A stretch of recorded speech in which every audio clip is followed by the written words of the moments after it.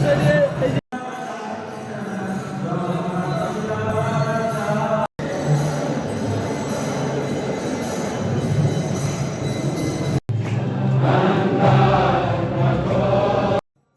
কৃষ্ণ সুধী ভক্ত সজ্জন। তো আজকে দেখতে পাচ্ছেন গীতা জয়ন্তী মহোৎসব 2024 শ্রীধাম মায়াপুরে গীতা জয়ন্তী মহোৎসব পালিত হচ্ছে।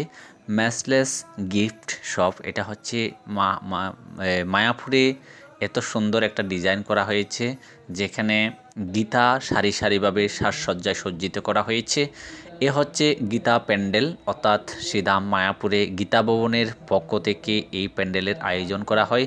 সেখানে ভক্তি বিজয় ভাগবত স্বামী মহারাজ এটা পরিচালনা করেন এবং লক্ষ্মী গোবিন্দ প্রভু সেখানে অবস্থান করে এবং সর্বদিক তিনি দেখাশোনা করেন। তো আজকে গীতা জয়ন্তী উপলক্ষে এইখানে হাজার হাজার গীতা দান করা হবে। আপনারা জানেন কুম্ভ মেলার মধ্যে 4 লক্ষ গীতা দান করা হবে বিভিন্ন সাধু সন্ন্যাসীকে এবং সমস্ত ভক্তদেরকে এই গীতাগুলি দান করা হবে। তার জন্য গীতা কালেকশন করা হচ্ছে, যে সারা 4 লক্ষ গীতা যাতে ওখানে দান করতে পারে।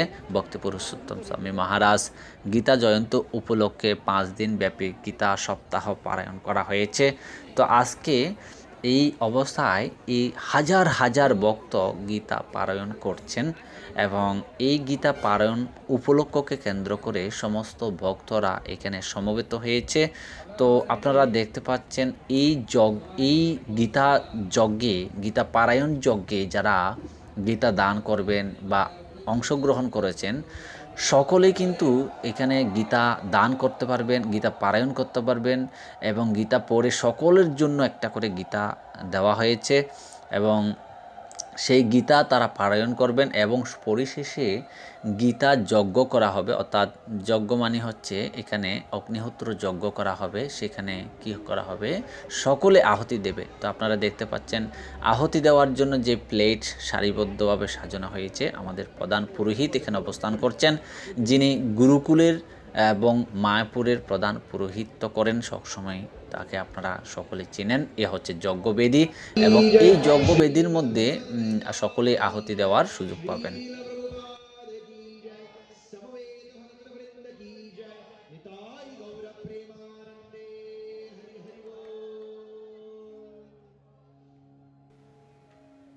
তো আমাদের পুরোহিত মহাশয় শুরু করতে যাচ্ছেন। আমাদের এই যজ্ঞবেদীর পূর্বে আমাদের 18 অধ্যায় পর্যন্ত আমরা গীতা পারায়ণ করব। আজকে প্রায় 11টা 11:30টার মধ্যে আমরা পারায়ণ সমাপ্ত করব। 8টা থেকে শুরু হয়েছে এই গীতা পারায়ণ।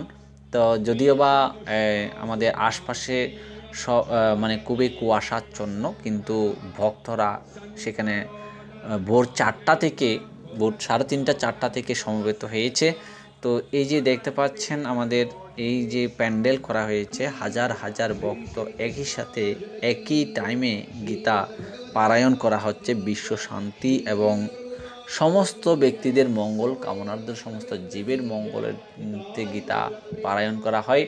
আজকের এই দিনে শ্রীমদ্ ভগবদ্গীতা দান করেছিলেন কুরুক্ষেত্রের রণাঙ্গনে অর্জুনকে। এই গীতার জ্ঞান দান করেছিলাম পরম পুরুষোত্তম ভগবান শ্রীকৃষ্ণ।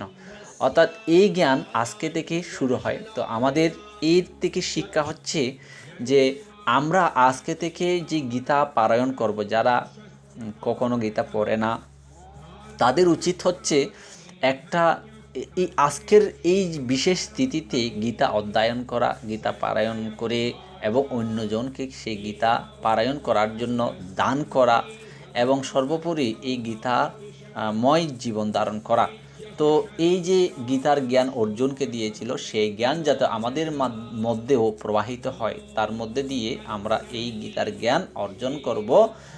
কোনো একজন শিক্ষকের কাছে গিয়ে এবং নিজে নিজে পড়তে পারেন, কোনো ব্যাপার নেই, কিন্তু যে অবস্থানে থাকেন না কেন তার একজন গুরুর কাছে গিয়ে, একজন শিক্ষকের কাছে গিয়ে এই গীতার জ্ঞান অর্জন করলে ভালো। তো আমরা দেখতে পাচ্ছি গীতা জয়ন্তী শুরু হয়েছে, আপনারা দেখতে থাকুন। হরে কৃষ্ণ।